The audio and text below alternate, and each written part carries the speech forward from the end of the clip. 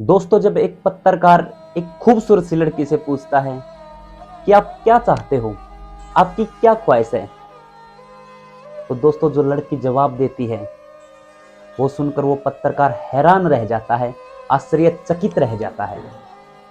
क्योंकि उस लड़की का जवाब था कि मैं एक बार अपनी माँ के गले लिपटकर जोर जोर से रोना चाहती हूँ। हाय दोस्तों, नमस्कार, सत श्री अकाल, आदाब। मैं आपका अपना दोस्त प्रवीण निडानी। दोस्तों, ये कहानी दुबई से शुरू होती है, जो हमारी राजधानी दिल्ली है। इससे लगभग 2500 किलोमीटर दूर एक देश है उज्बेकिस्तान, और वहाँ का एक शहर है अंगेजिन, और उसी शहर की एक लड़की है अफरोजा।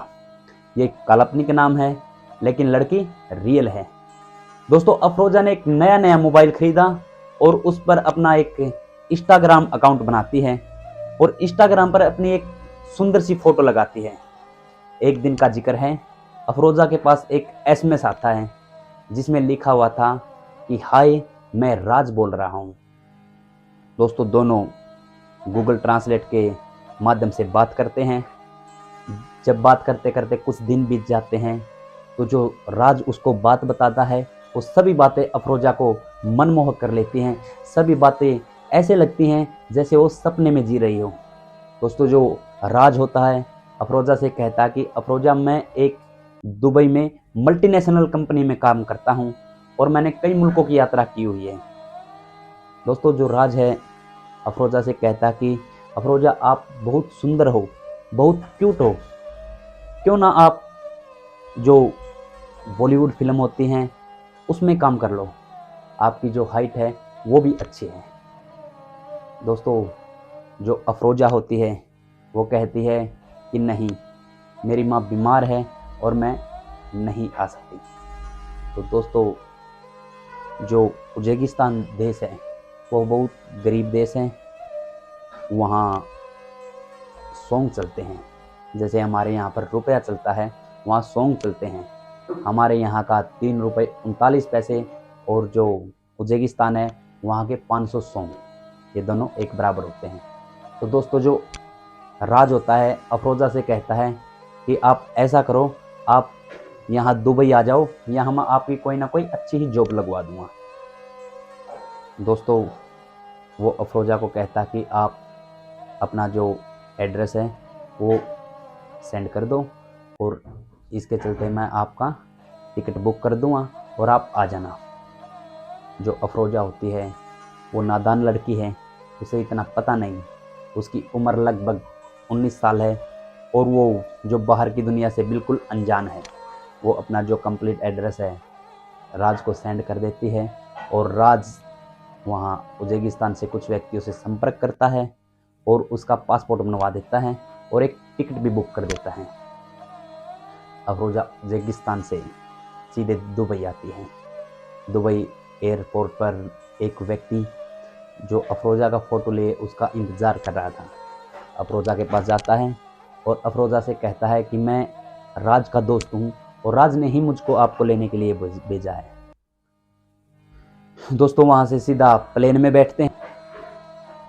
दोस्तों, जो अफरोजा होती है उसको इतना पता नहीं था। वो बैठती तो है दुबई आने के लिए, और लेकिन उसको ले जाया जाता है नेपाल। दोस्तों, नेपाल जाने के बाद जो एयरपोर्ट के बाहर एक व्यक्ति उसका इंतज़ार कर रहा था, जो अफरोजा की फ़ोटो के साथ था। अफरोजा को वो फ़ोटो दिखाता है और कहता कि आप मेरे साथ चलो। दोस्तों, अफरोजा उसके साथ चलती है। वो दोनों एक टैक्सी में बैठ जाते हैं। दोस्तों, जो टैक्सी होती है मुश्किल से 10-12 किलोमीटर दूर चलती है और वहाँ से वो दोनों उतर लेते हैं और दूसरी टैक्सी में बैठ जाते हैं। दोस्तों, वो टैक्सी भी मुश्किल से 7-8 किलोमीटर चली। उसके बाद फिर एक टैक्सी बदली जाती है और उसके बाद फिर एक टैक्सी बदली जाती है। ऐसे ऐसे लगभग 5 से 7 टैक्सी बदलते हैं और फिर उसको एक बाइक पर बिठाया जाता है। वो बाइक भी मुश्किल से 2-2.5 किलोमीटर चली।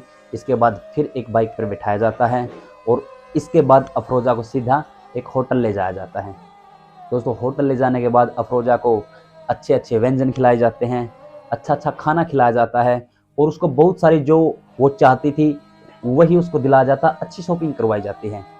अफरोजा भी खुश हो गई कि क्यों ना मैं पहले राज से मिली होती, काश मुझे पहले मिल गया होता तो मैं इसके पास आकर के अपने सपने साकार करती। ज़िंदगी कितनी खूबसूरत है। तो ऐसे करके बिहार के रास्ते लगभग 10 जून 2022 को नई दिल्ली ले जाया जाता है।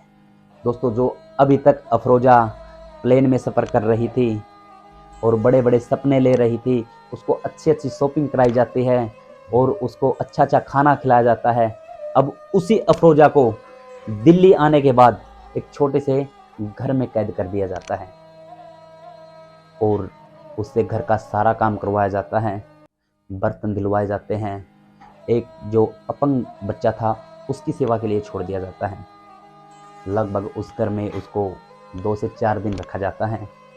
इसके बाद अफरोजा को सीधे एक होटल भेज दिया जाता है, जहां पर 5 लड़कियां उसका पहले से ही इंतज़ार कर रही थी। जो लड़कियां होती हैं वो बिल्कुल कम कपड़े पहने हुई थी, उनका जो तन बदन है अलग से दिख रहा था। दोस्तों, जो 5 लड़कियां होती हैं उन्हीं में से एक अजीज़ा नाम की लड़की थी और वो अफरोजा को कहती है कि आपको, जो अजीज़ा होती है वो तुर्किस्तान की रहने वाली होती है, जो अफरोजा की भाषा भी समझती थी और अफरोजा उसकी भाषा समझती थी। दोस्तों, अजीज़ा अफरोजा को बोलती है कि आपको वेश्यावृत्ति का धंधा करना होगा, आपको जो हर रात है किसी ना किसी कस्टमर का बिस्तर गर्म करना होगा। दोस्तों, इस बात का अफरोजा विरोध करती है। वो कहती है कि नहीं, मैं एक शरीफ घर की लड़की हूँ, मुझे प्लीज़ मुझे मेरे घर वापस भेज दो। जो अजीज़ा होती है उसकी एक नहीं सुनती और इसको इतना मारती है, इतना मारती है, लगातार 3 दिन तक उसकी पिटाई की जाती है। ना उसे भरपेट खाना दिया जाता और ना ही उसको पहनने के लिए कपड़े दिए जाते। दोस्तों, एक उसको छोटे ही कमरे में बिल्कुल नंगा बदन बंद कर दिया जाता है। दोस्तों, जो अफरोजा होती है उसकी हालत बद से बदतर हो जाती है और वो अपने आप को उन दरिंदों के सामने सरेंडर कर देती है।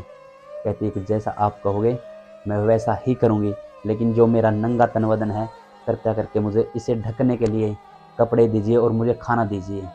दोस्तों, वो बच्ची नादान थी, उसको पता नहीं था। उसको पहले दिन ही 5 लड़कों के साथ होटल में भेज दिया जाता है। दोस्तों, ऐसे ऐसे करके कभी 5 लड़कों के साथ, कभी 15 लड़कों के साथ, कभी कभी बताते सूत्र बताते हैं कि कभी कभी 20 से 25 लड़के भी हो जाते थे। ऐसे ऐसे करके हफ्ता, 10 दिन, 15 दिन, 20 दिन ऐसे चलते रहते हैं।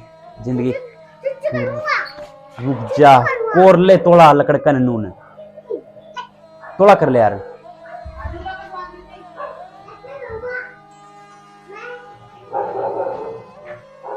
बार चल चल चल चल चल।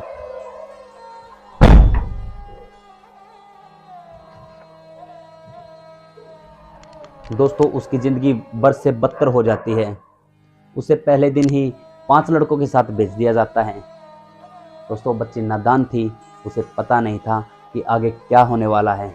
दोस्तों, पूरी रात चीख पुकार में निकल जाती है, बच्ची घबरा जाती है।